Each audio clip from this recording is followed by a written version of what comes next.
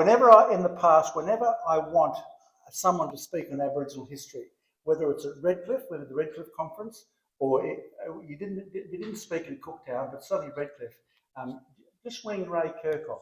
He knows his stuff pretty well. And so, Ray, it was absolutely an honour for you to be part of it then, and it's an honour for you to be here today. So, he really is quite an expert on Aboriginal history and Aboriginal history in Brisbane, and not just in his area around Redcliffe, but in our area around on the south side. So, welcome, Ray.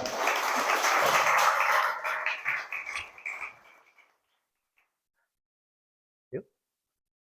So I'm not going to talk about any of that, because I basically thought I'd do a bit of patriotism and go Queensland to go, which you'll understand. And this is just a waffly title that I gave to sort of cover roughly what I'm doing. I've been part of this book, which is just getting launched all over Australia at the moment, which has come out of the documentary series that Rachel Perkins did about the Australian Wars, the Frontier Wars. I've only got a little tiny chapter in it, but I'm still going to pretend I'm important. But anyway, it's going to be launched here in a few months. It's already being launched down south.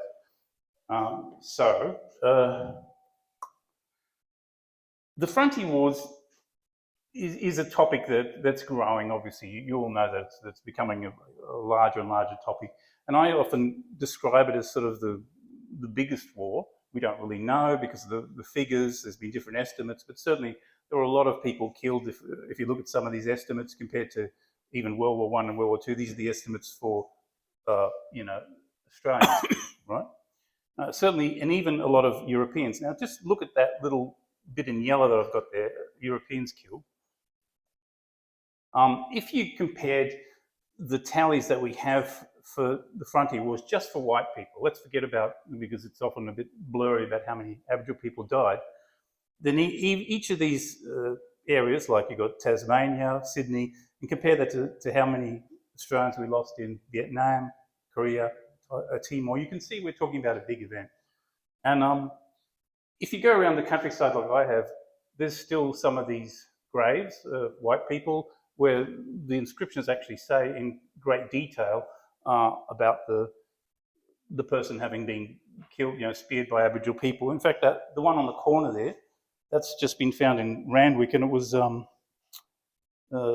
Paul Dillon who told me about it. He's been doing the whole thing on John Dowling, who was killed in the Paroo, and for some reason his grave's there in Randwick. I don't know why, but it's got a very long inscription about the fact that he was involved in the conflict there. So the person who's supposed to have brought all this to the public attention is William Stanner, with his famous address in the Boyer Lecture of 68, the After the Dreaming lecture. But I was looking into this, and I reckon we did it first. And I think that this society was really central to that, which I'll explain. And what I'm going to be talking about is books, lots and lots of books. Because obviously there's lots of articles that have been written and journal articles and that, and it's going to get too huge. So I just thought about books because they tend to be a bigger area of impact, if you like. So firstly, I'm going to just do basically a review of the different books that have been produced since the Boyer Lecture in Queensland on Frontier Wars. Then look at what I call the Queensland origins of the whole research, and then look at some current developments that I've been involved with Indigenous people in this area. So most people would say this is the book that started all. That's Henry Reynolds' Other Side of the Frontier, and that's 1981. Now, he wrote that in Queensland. Hey. And in fact, Townsville was heavily involved, the two campuses there, not only because Henry himself was lecturing there from 1966, he'd actually written another book before The Other Side of the Frontier, which was also about conflict and that. And you also had Noel Luce there doing his thesis on that same topic, but on sort of the Bowen area. And then since then, well, Henry's done a ton of books. And these top ones were all done while he was still lecturing in Queensland. Ray Evans, who isn't with us, I don't think. But he's been the other person in a lot of this. But a lot of his stuff has been actually bits and pieces in other books, which I'll get to. But we just had the 50th anniversary for the Exploitation and Extermination book, which does go into a lot of the sort of frontier war stuff, along a lot of other stuff as well. Around the same time, you've got Leslie Skinner putting out his book on the pastoral frontier police. So this is some of the latest stuff from Raymond Evans, and you can see it's often pieces in other works, but often there was a lot of material there about frontier wars. So moving on a couple of years, you've got the book on the Calcadoons by Robert Armstrong. You've got Gordon Reid, who isn't a Queenslander, but the interesting thing is his thesis was on a Queensland event. That's the Hornet Bank event. Then finally, Noel Luce got his thesis published as Invasion and Resistance, which is mainly about North Queensland. Then you had this book, which is actually sort of a reissue of a book that was written in a series that was done in the 1920s. But the interesting thing was that Judith Wright, a Queensland poet, did a whole long entry about it, and that came out in '88. Maurice French, who, if you're familiar with the University of Southern Queensland, was a big force in the history there. He put out Conflict on the Condamine, which was about the conflict on the Downs. David Trigger, who's a really big figure in native title work, he put out his book, which was about the Gulf frontier wars. Then you had this, which I'd say is more like popular history, but it was about Cape York.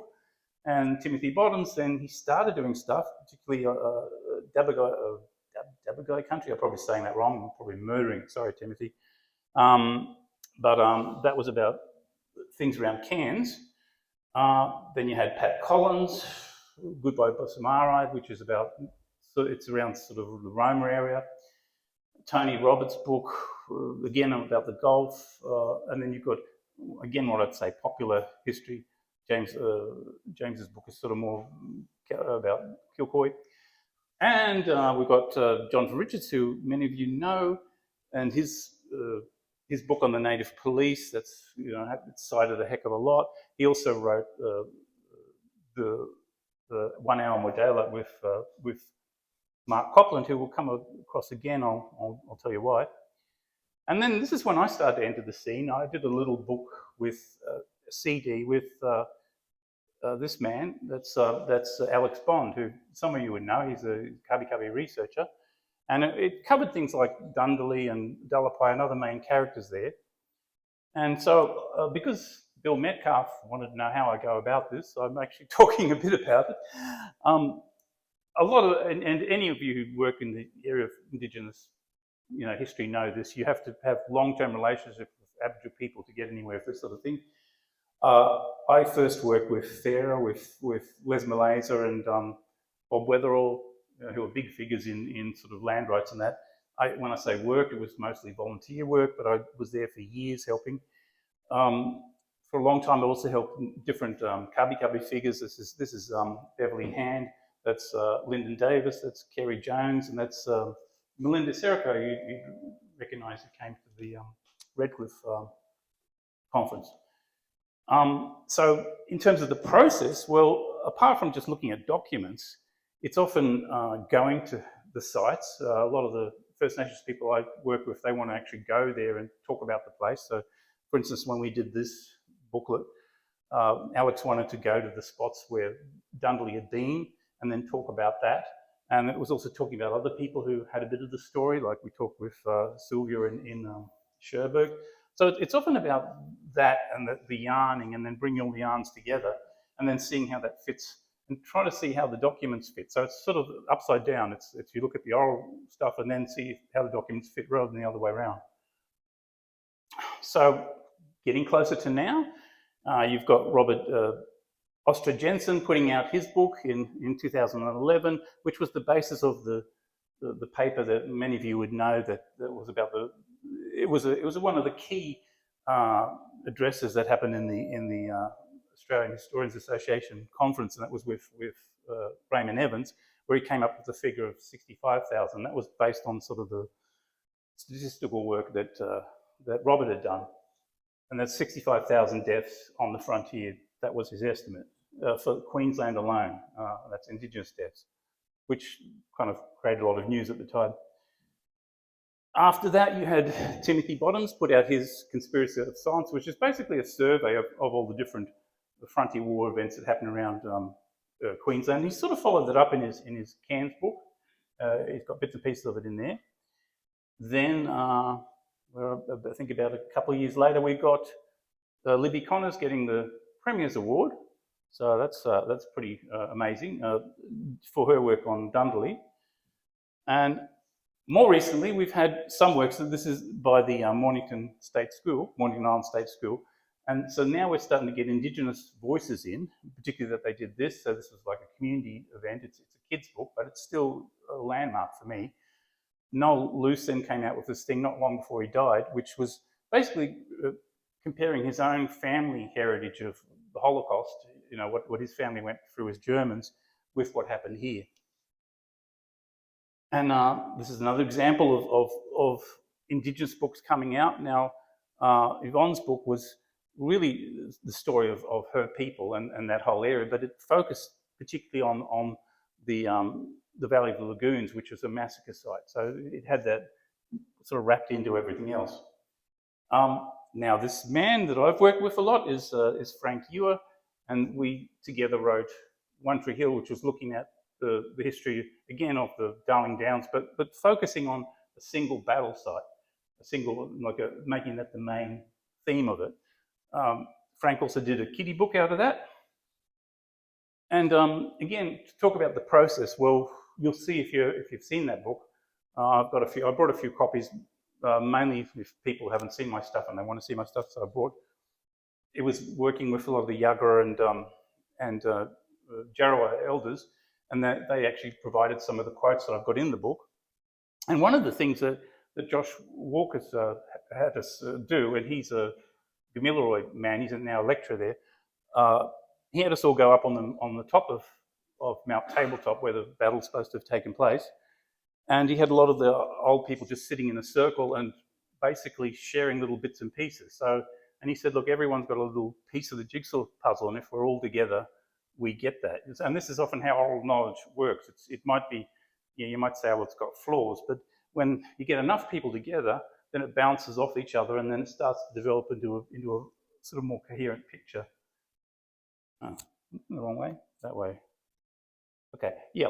Paul Dillon, I only met him a couple of days ago, but he's a retired lawyer. He used to be in the Aboriginal Legal Service. He's done a ton of books, and he's more of, what would I say, honing it back in, because a lot of his works are about there's been sort of an overestimate or even a mistake with how we look at the massacres. A good example is the Fraser Island massacre. His analysis sort of says, well, it didn't happen, you know. And I think this is really important stuff, because you can't just sort of have a one-way conversation. You've really got to look at all we've got to be rigorous on this. We can't sort of jump to conclusions. So he's done a lot on that, and particularly on the Native Police. He's doing another one, he told me. So then I started doing some other books. This I did for the Reconciliation Council in Sunshine Coast, which is basically the first summary of all the frontier war sites in that area that we know of, or just the mentions of and a mapping of that. I've got that there too.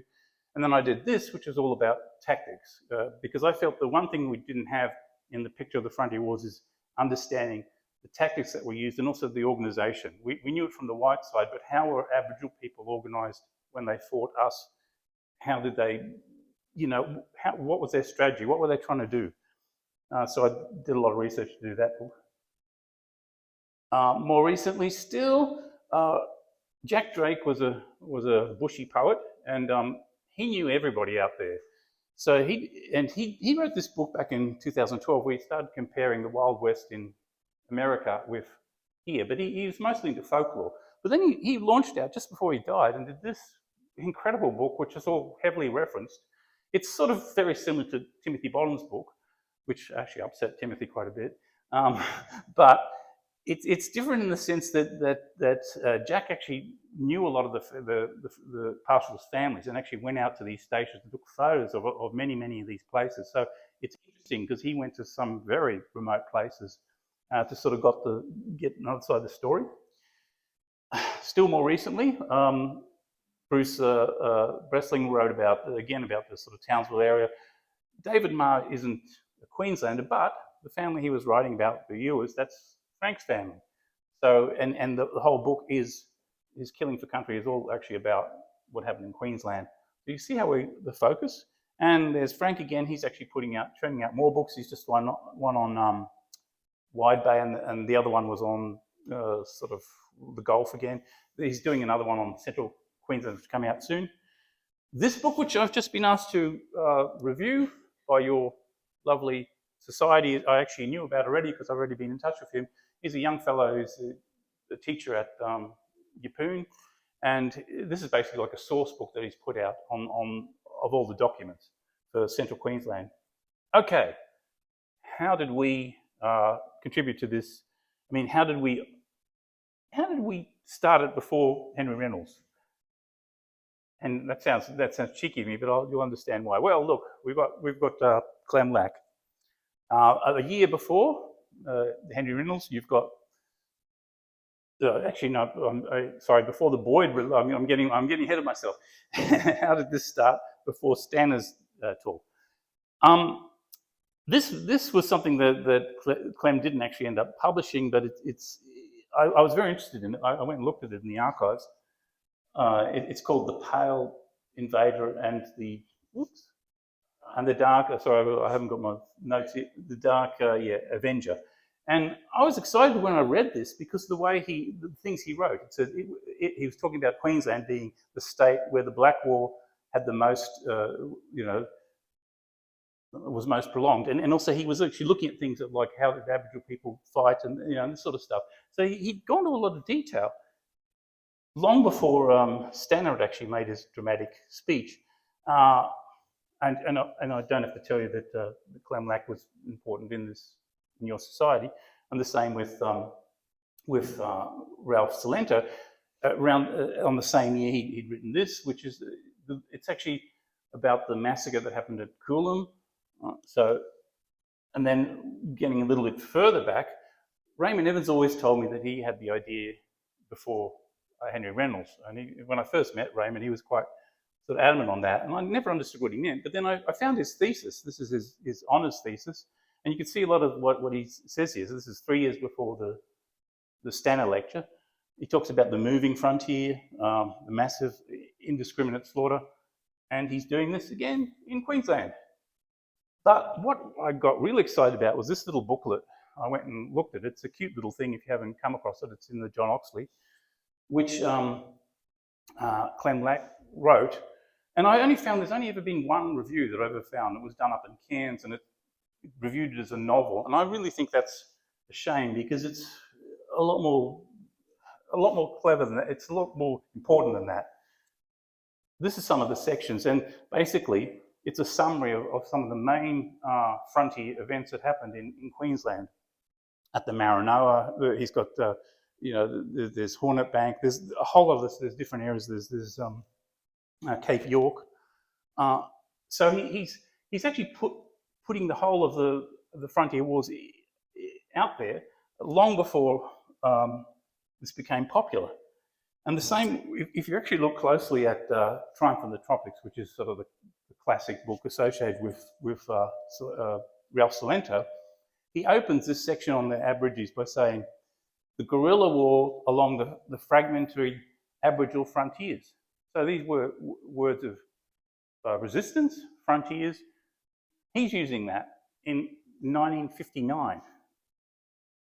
But it gets more. There's more and more. I mean, Ralph's an interesting guy because, and I think some of you may have met. I haven't met these people, but they sound very impressive because he also did this opening address to the New Settlers League, where he's sort of all for to make and keep Australia white. But on the other hand, I know from Aboriginal people that I know quite well that they have tremendous respect for him.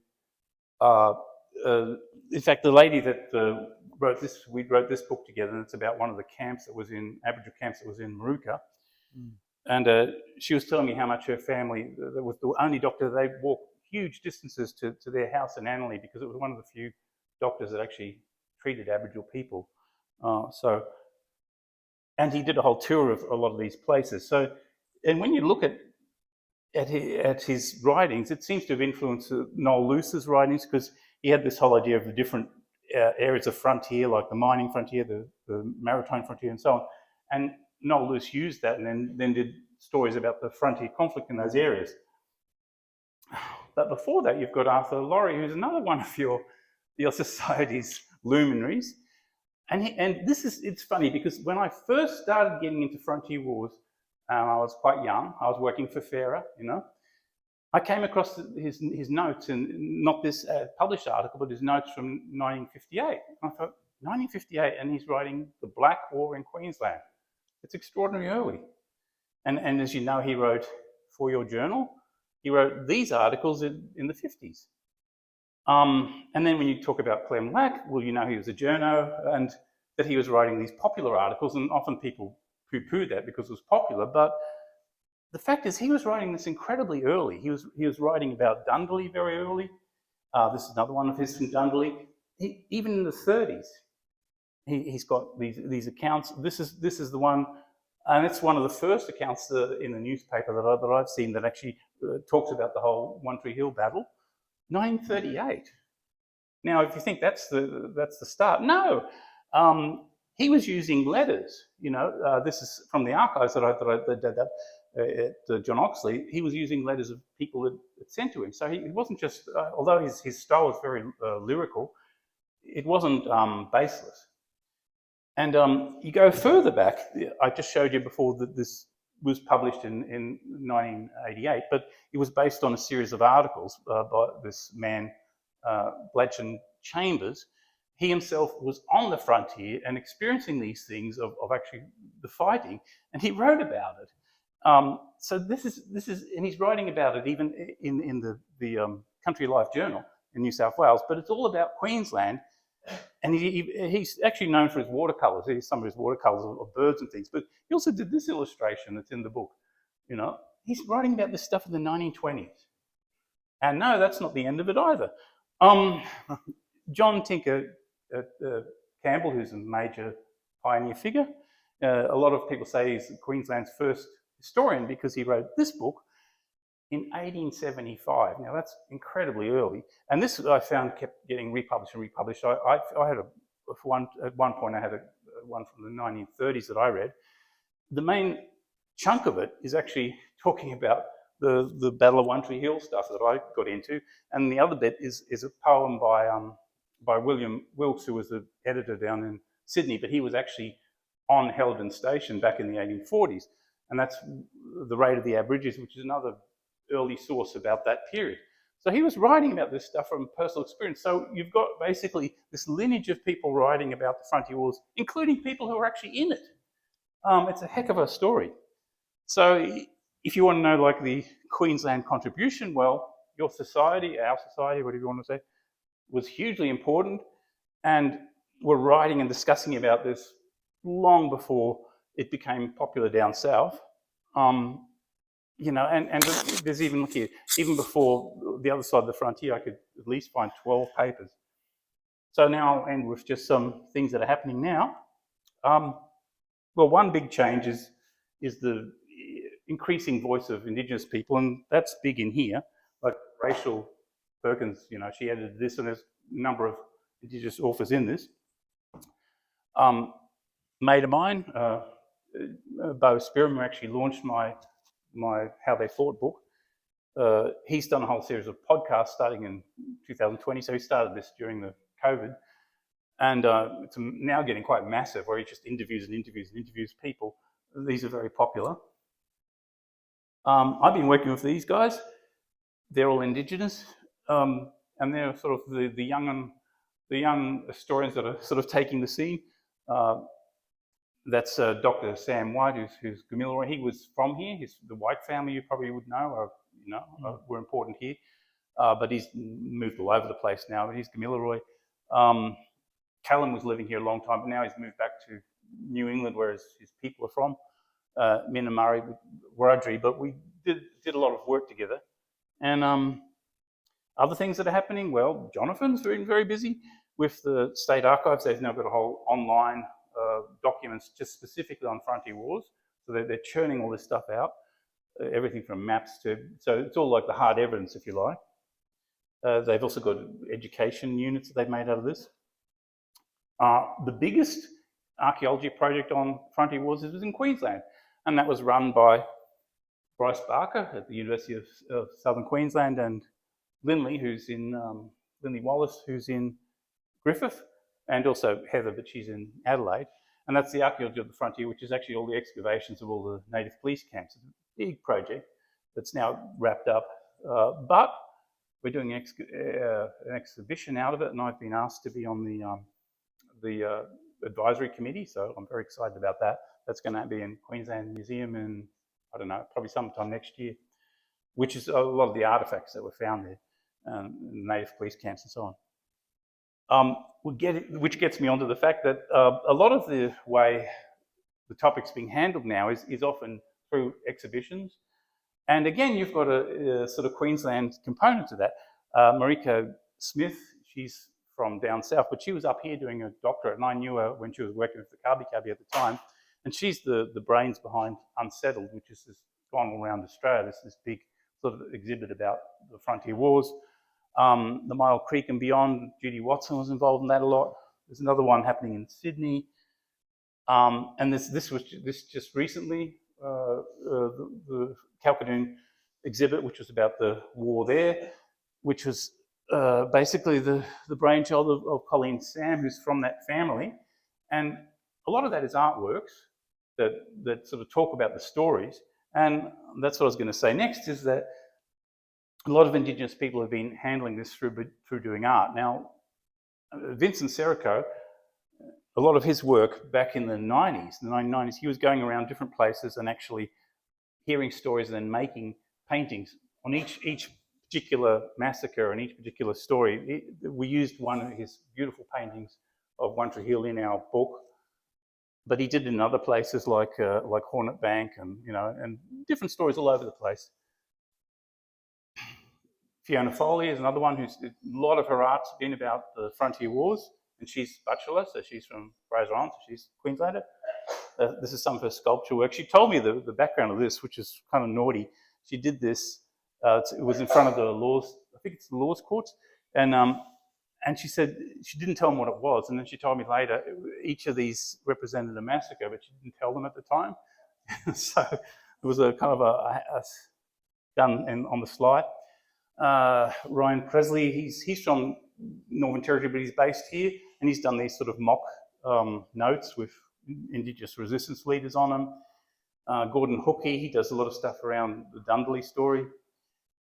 Megan Cope, I helped her with some of this, with some of the research. She's done a lot about Philippe, who was one of the early resistance leaders from Stratty, and this is actually her cousin that she used as a model to be his to represent him, you know. Judy Watson, I've done a fair bit of work with her. She's done a lot of stuff relating to massacres. She's done these boundary strip posts that are in front of the Catholic Church in the city. And on that, this is another example, because like when you're doing work on Frontier Wars, it often relates to public art. A good example, I was involved with her when they were doing the renovation of the Kings of Swift Drive, and I found that they had this old rifle there that they dug up during the renovations, and I had a military expert that I knew look at it, and it turns out to be an 1860s carbine. He could even work out which shipment it came in, so it related. We don't really know what it was doing there. It was right in where the camp was. It's now in the police museum. But to sort of honour those sort of aspects of the conflict, and also because there was a spot near the RSL monument that we knew had been a tournament, an Aboriginal tournament site. Judy had these shields and things put in her artwork on the pavement. So as I'm saying, it's not just it's a public art and monuments. Mile Creek is one. That's the one in Melbourne.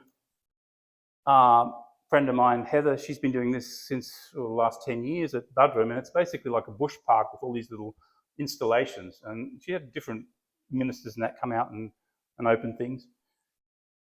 This is the one that we're really happy with, and this is also where Mark Copland comes back into the picture, because he really pushed to get the new bypass named, the Toowoomba bypass, to be named after Multuggerah, who was the resistance leader, and that actually got through. They got the viaduct named, and I was involved with the naming of making text for these signs with the traditional owners there, which actually again are about the battle there. So that was done with council and with the TOs, and there they are. That's Adrian, Shannon and Tracy. It's not all of them, but they were the people I was working with. So I'd make text and then they'd go over and think about it, and then we'd come up with something. Events, commemorations, that's become big. There's Dundaley Day, which happens in front of the Post Office Square. Then we've got the One Tree Hill commemorations that happen in September. Again, that's Mark Copland's been the main person on that, but I've often talked to that, and so have other people. We now have the army and the police that come and lay wreaths, and a lot of the school kids come out and give an address. You can see it's done with looking at One Tree Hill, so they're actually standing in front of it. Hundreds of people come to that. Other things, mapping. I actually, one of the first things I did with at Griffith was about trying to map the resistance and trying to work out how we can map frontier wars. So I did some of that online, including working with the Yagara, trying to work out things like refuge areas, like where did they hide out. And a lot of that again was working directly with elders. This is Dale Rusker. We did a paper and stuff for their museum about where the main skirmish sites were, including trying to map the main battle that had happened just a bit north of Dunwich.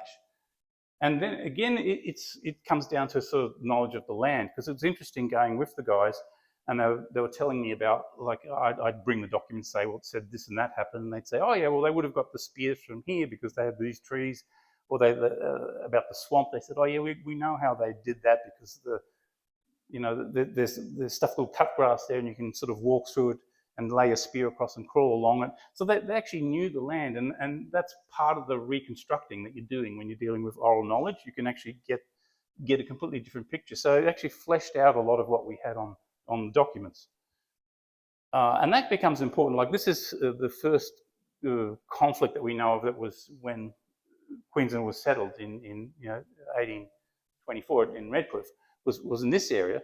And when I actually started to look at where I knew the base camps were and where the Boer ground was, it's not a big surprise that was where they had a bit of a tiff with the convicts.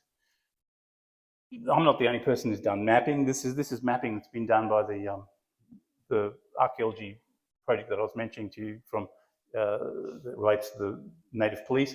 And these little dots are where the Native Police camps were, and these stars are where major massacres occurred. And you can see how they all moved north. So that's work that Heather Burke and them did. And you can see the last camp, last Native Police up at the top of the cape. Big project that's come out of that is Lyndall Ryan, who you may know, passed away recently. She was doing the massacre mapping for the whole of Australia. That's all fallen into the lap of Bill Pascoe. And we've had a lot of meetings on this, trying to work out what to do to add another layer to it, which is all about the sort of like what else happened apart from just massacres. And you see these little areas there, that's all these regional areas that he's decided on to sort of show the two sides of the conflict that include a lot more. And as part of that too, we're doing a lot on this little hobby horse of mine, which is about the fortifications on the frontiers. And the one thing was a big article we did with Heather, mapping where a lot of the counts were of these. But there's work that's coming up. Stephen Gapps is down in Sydney is looking like he probably will get a grant to do work on the different sort of forts that were down in Sydney. We've certainly done some preliminary stuff up here. But my biggest, don't worry, I'm nearly at the end now. You're wondering, God, this is taking forever. My biggest passion has always been about trying to understand, the logistics of, well, what was the tactical side of things. My family were all in the military. I'm the odd one that wasn't. I just did 2 months in the reserve. But because of that, I got very interested in those sort of structural things, like how did they actually organise themselves? Did they have ranks and so on? And I got very fascinated with little diagrams, and I actually went down to get every little diagram I could find, any sketch that was done showing movements of people in any account, and that's what the book was about. And I came up with these little schemes, which at least Rachel Perkins liked them because she put a whole lot of them in here. So I've got one fan, but actually there's something in that because she said her family were all in the military, and so she loved all these little battle things that I come up with. But there was sort of an attempt. But this is what I'm ending on. Exciting news. We did one chapter with. I mentioned Sam before, who's a Gamilroy, and he's done a whole series, and it's fantastic because he's a young fellow and he's well placed in the army, and he's Indigenous, so he sort of ticks all the boxes. And he's put out a whole series about the laws of yesterday wars, which actually looks at the kind of organisational aspects, and so we did a chapter for that. But following up on that, I've done a lot of work. He's now working with the people up in Arnhem Land, and you see there was quite recent incidents. There was intertribal battles and that even as recently as like 30 years ago, but also the Thompson expedition, which happened in the 30s. That was all recorded with photographs. So now they've gone back to the descendants and asked them, well, what was this going on here? What were these things? So we've got a massive lot of detail. He's there at the moment doing more interviews. And this is some of the stuff we worked out. This little diagram I've got here of some of the, the ranking or whatever, how they'd organise a large group of warriors.